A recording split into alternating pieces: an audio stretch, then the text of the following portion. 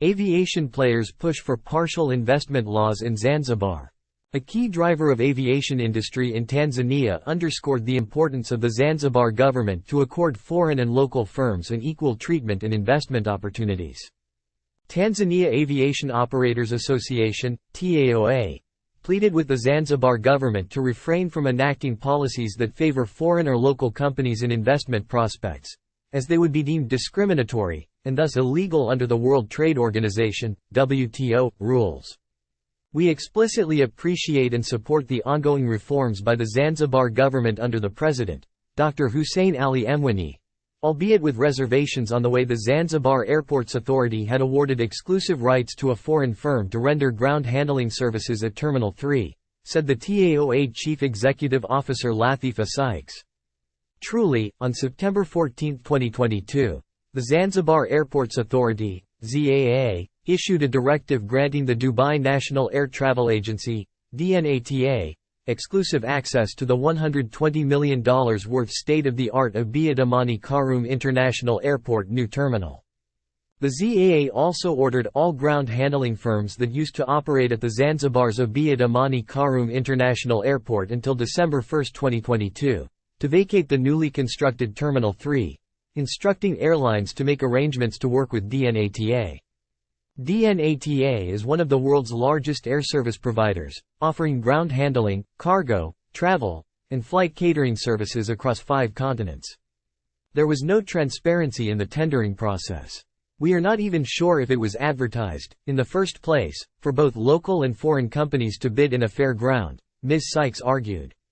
The TAOA CEO added, "We are worried because the ground handling firms that used to operate have since been locked out of Terminal 3, and just a fortnight ago, they have embarked on laying off 200 workers as a measure to cut overhead costs. The penalties for non-compliances with WTO rules are extensive. Besides those being laid off, some, whose contracts are about to expire, will also not be renewed, as the employers seek to cut off what they have termed as a huge wage bill." This comes after the regional labor officer Mr. Muhammad Ali Salam approved the retrenchment of the workers after ground handlers complied with the Commission's demands. "The Labor Commissioner has given you go-ahead with the retrenchment exercise at your institution. Please, ensure all due payments are made as required by the law," reads the letter signed by Mr. Salam. One of the casualties, the Zanzibar Aviation Services and Travel Trade, ZAT, has been operating at the airport for the past 27 years, with a concession agreement that runs until 2030, with a client base that features world-class airlines and over 300 employees. Prior to the order, some of the airlines that ZAT handled included Etihad, Qatar Airways, Oman Air, Turkish Airlines, Lot Polish, Air Tanzania, Precision Air, TUI and Ethiopian Airlines. On the other hand, Transworld, which also has been operating at the airport for the past 6 years, had Kenya Airways, Air France, KLM, Edelweiss, and Eurowings as part of its clientele profile. At a press conference on February 28, 2023, Zanzibar President, Dr. Hussein Ali Mwinyi, said local ground handling companies, Zanzibar Aviation Services and Travel Trade Limited, ZAT, and Transworld, had operated the airport for 25 years. But the government ended up getting nothing other than losses. "When I took office, the salaries of the airport's executives were coming from the treasury, but since DNATA was contracted, the airport's fortunes have improved tremendously, resulting in $8 billion revenue in the quarter that ended in December," he said. Foreign direct investments, FDIs, Ms. Sykes argued, may contribute significantly to human capital formation, the transfer of state-of-the-art technologies and capital to spur economy, but all depend on domestic regimes. Yet, the benefits of FDI are not accrued automatically and evenly across countries, sectors and local communities.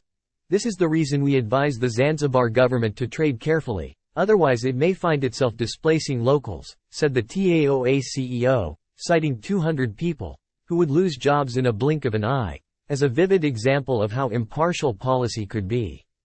She said reforms like liberalization of national policies mattered a lot in attracting FDIs to a larger number, but to reap the full benefits of FDIs for development required policies that create a fair playing field. Zanzibar needs to establish a transparent, broad and effective enabling policy environment for investment and to build the human and institutional capacities to implement them in a bid to create inclusive economy that leaves no one behind, she explained. Developing countries, emerging economies and countries in transition have come increasingly to see FDIs as a source of economic development and modernization, income growth and employment. Countries have liberalized their FDIs regimes and pursued other policies to attract investment. They have addressed the issue of how best to pursue domestic policies to maximize the benefits of foreigners' presence in domestic economies.